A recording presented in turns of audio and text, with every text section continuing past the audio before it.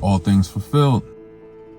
400 years ago this month, the first African slaves arrived in North America on a ship landing at the Jamestown colony in what is today Virginia.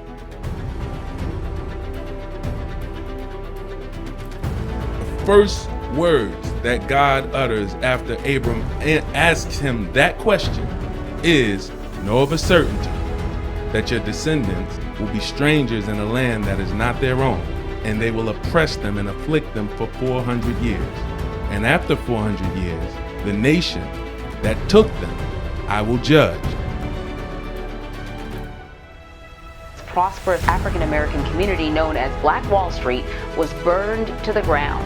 More than 1,200 businesses and homes were destroyed and hundreds were killed, their bodies dumped in mass graves.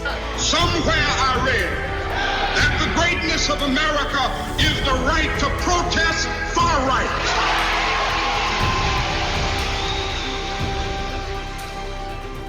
This morning, with that grim milestone in the pandemic, more than 1 million people have now died from COVID-19 in the U.S.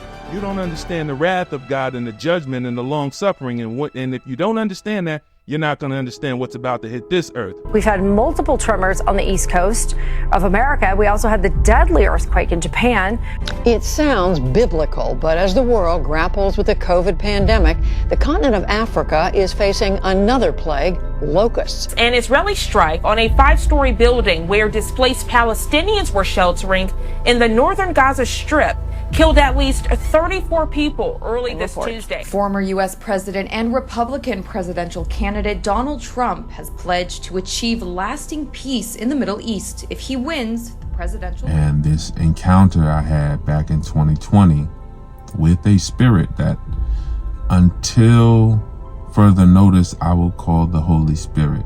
And the voice says the minute that Joe Biden is announced to be the winner, the voice says Donald Trump is going to run again in 2024 and he's going to win. It didn't feel like me thinking, but it got very strange when that same voice said to me, "Text your parents and tell them this."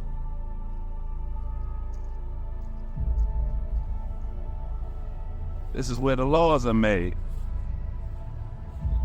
What happens in this building affects the whole world. There's got to be somebody that has gotten across to these people that 400 years is up. Lots of people in here will profess to follow the scriptures. I'm watching and all I could think of is what Christ said in the days of Noah. They were eating and drinking, marrying and giving to marriage, all the way up until Noah closed the ark and the flood came. There's a flood coming. And depending on what they do, they can either save themselves or damn themselves. And it's amazing to see how entrenched they are in the day-to-day. You can't see the forest from the trees.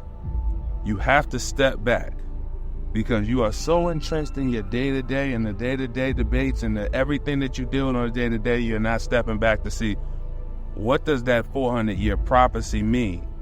And after 400 years, what happens? What are we supposed to do to make sure that we are in alignment with God?